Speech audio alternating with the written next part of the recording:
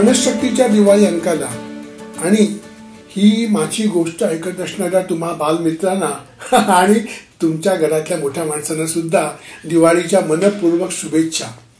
आज आपण एक धमाल गोष्ट ऐकणार आहोत. आता खरं म्हटलं तर ही खरी खुरी गोष्ट आहे, खरी खुरी. पण काहींना असं वाटेल की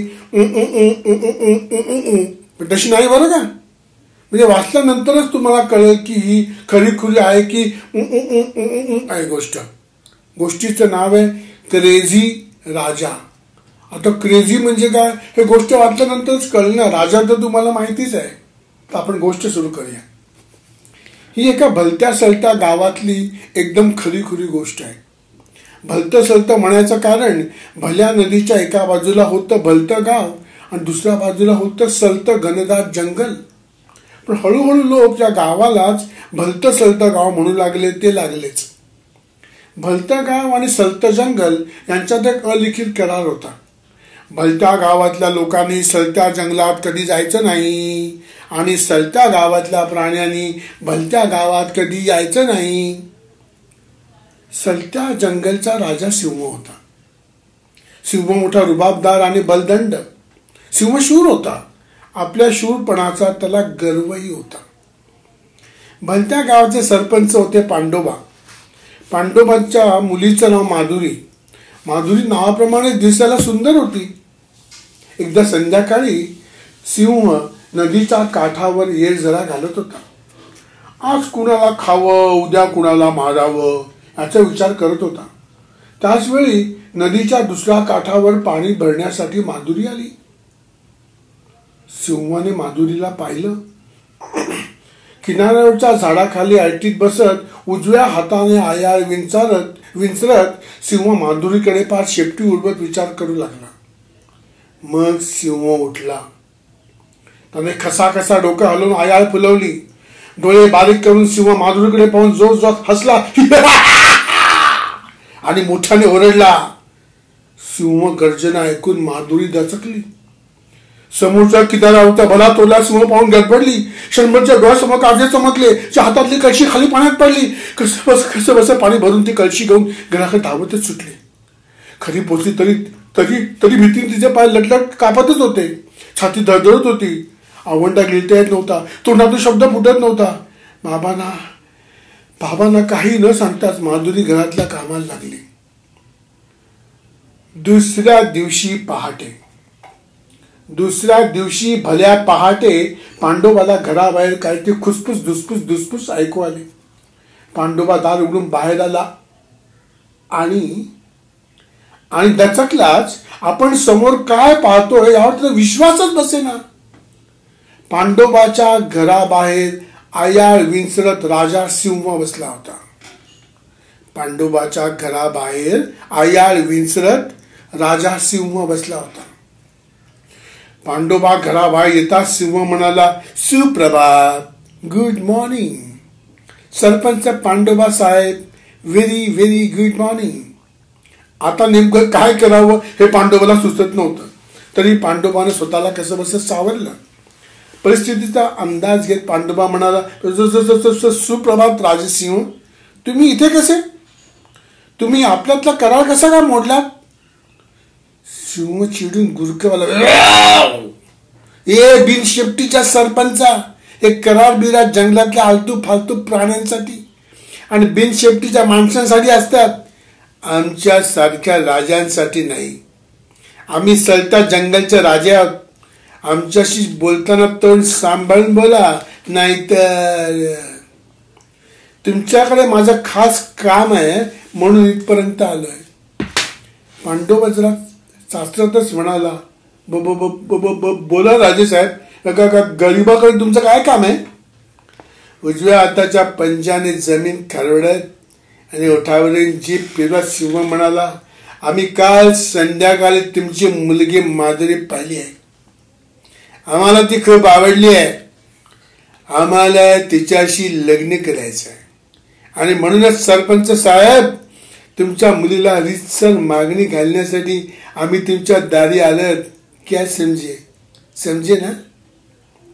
सिंहाचं हे बोलणं ऐकून पांडोबा सटपटलाच. भीतीने त्याच्या पोटात खड्डाच पडला. भलतंच संकट त्याच्या समोर उभं राहिलं. आता यातून काय मार्ग काढावा हेच त्याला कळेना. हो पण म्हणता येत नाही, नाही पण म्हणता येत नाही, अशी विचित्र परिस्थिती निर्माण झाली. पांडोबा काही बोलत नाही. हे पाहून सिंह चवटाळला, चिडला. सिंह गुरकावला. ये बिन शेपटीच्या सरपंचा, नीट ऐक, जास्ती शानपणा कर नको. उद्या पहाटे माधुरीला तयार राहायला सांग. मी तिला घेऊन जायला येणार आहे. मी तिच्याशी लग्न करून तिला माझ्या गुहेत ठेवीन. रोज तिच्यासाठी मी नवनवीन प्राण्यांची शिकार करीन. तिला ताजं लुसलुसीत मांस देईन. तिची व्यवस्थित काळजी घेईन. पण पांडोबा गडबडला. पण काय? माधुरी जर का मला उद्या पहाटे भेटली नाही, माझ्यासोबत जंगलात आली नाही, किंवा आम्हा दोघांना जर कोणी अडवलं तर मी तुझी शिकार करीन आणि नंतर गावातला प्रत्येकाला फाडून खाईन. समजे? काय समजे? सिंह मागे वळून न बघताच जंगलात निघून गेला.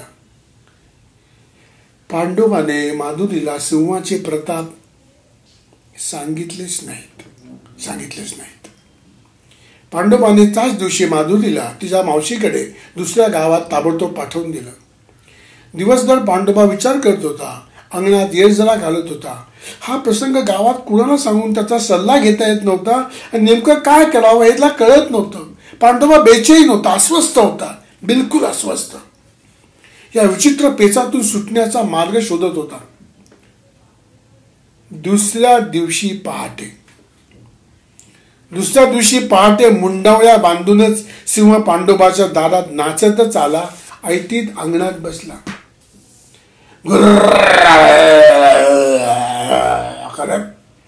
सिंह म्हणाला, नमस्कार सासरे बुवा, नमस्कार. चला मुलीला घेऊन या.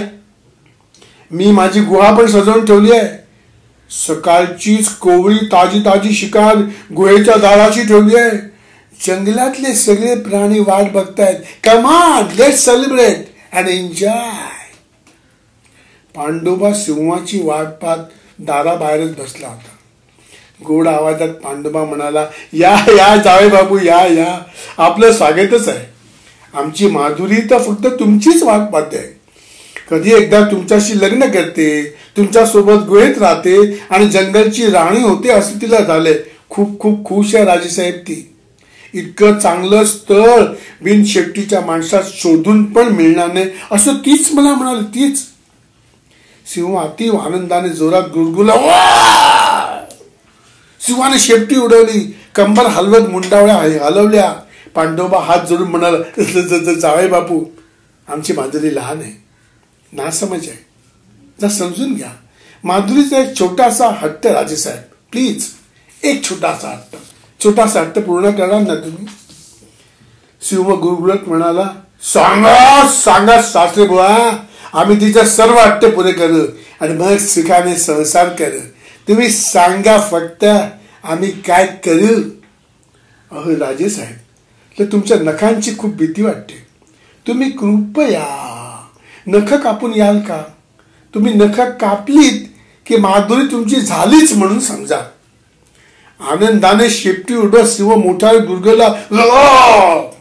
नक्की, अगदीच फालतू वाटतंय. अहो सासरे बुवा, नख कापायला कितीचा वेळ लागतो? डोंट वरी, टुमॉरो मॉर्निंग, उद्या सकाळीच येतो. सगळी नख कापून येतो आणि माधुरीला लगेच जंगलात घेऊन जातो. सिंह मुंडावळ्या सांभाळत तरी पण जोरातच धावत जंगलात पळाला. सिंह जंगलात जाताच पांडोबाने एक भला मोठा काळा कुळकुळीत दगड गावकऱ्यांच्या मदतीने अंगणात आणून ठेवला. गावकऱ्यांना कळ ना, असलं मोठं दगड अंगणात ठेवायची गरज काय?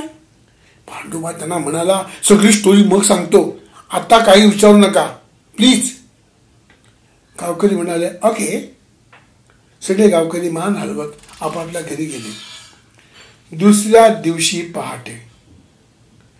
दिवशी पहाटे लंगडत सिंह पांडोबाच्या घरी आला.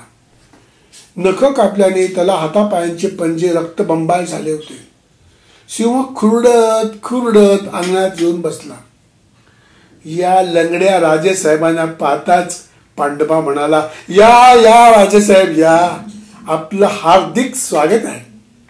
माधुरी तर कधीपासून तुमचीच वाट पाहते, कधी एकदा तुमच्याशी लग्न करते आणि जंगलात जाते अशी तिला घाई झाली आहे. माधुरी आतमध्ये मेकअप करते. तुम्हा दोघांच्या लग्नाची सर्व तयारी पण झाली आहे, पण माधुरीचा शेवटचा एक संत पुरवाल का हो राजेसाहेब प्लीज. सिंह हसून म्हणाला, सांगा शास्त्री बुवा सांगा, आमच्या माधुरीची आता काय फरमाईश आहे. पांडुबा सासरत म्हणाला, म्हणजे मला नाही माधुरीला तुमच्या दातांची थोडीशी भीती वाटते, थोडीशी म्हणजे ती थोडीशी बरं का. तर तिची फरमाईश आहे की प्लीज तुमचे दात आत्ताच पाडून टाका. मग माधुरी तुम्हाला प्रेमाने खास भरवेल आणि तुम्हा दोघांचे लग्न लागेल. माधुरी कधीपासून हातात घास घेऊन राजेसाहेब तुमचीच वाट पाहते हो, तुमचीच वाट पाहते. सिंह हे ऐकून तर आनंदाने वेडा पिसा झाला. सिंह आनंदाने गुरुकुला, fantastic, awesome, let's go, come on. अंगणातल्या मोठ्या काळा कुळकुळीत दगडावर आपलं तोंड आपटून, खळा आपटून सिंहाने आपले दात पाडले. लक्षात घ्या, सिंहाने आपले दात पाडले. त्याला प्रचंड यातना झाल्या, त्याचं तोंड रक्ताने माखलं. असह्य वेदनाने सिंह बेजार झाला. आता त्याला बोलताही येईना. कसं बस राजेसाहेब सिंह म्हणाले, बोलवा माझ्या माधुरीला, ती नाराज व्हायला, ऐक देवा, ती नाराज व्हायला नको आणि चांगल्या कामाला उशीर पण नका. बोलवा. वा जावई बापू वा, तुमच्यासारखे जावई मिळणे हे आमचं भाग्यच की. हा आलंच माधुरीला घेऊन. असं म्हणत पांडुबा घरात गेला आणि एक जाड जूड सोटा घेऊन बाहेर आला. सिंहाच्या पाठवे सोटा हाणत पांडुबा म्हणाला, माधुरी पाहिजे काय तिला? माधुरी पाहिजे, ही घे. पांडुबाने त्या येड्या सिंहाला सपाटून झोडपलं, सोट्याने मजबूत ठोकलं. सिंह मार खात खुरडत जंगलात परत गेला. पुन्हा कधीच नदी ओलांडून गावात नाही आला. शाबूत असतील दात आणि हात तर होत नाही घात, ही गावरान म्हण त्या क्रेझी सिंहाला माहिती नसेल. मला वाटतं आता तुम्हाला कळलंय क्रेझी राजा काय आहे ते.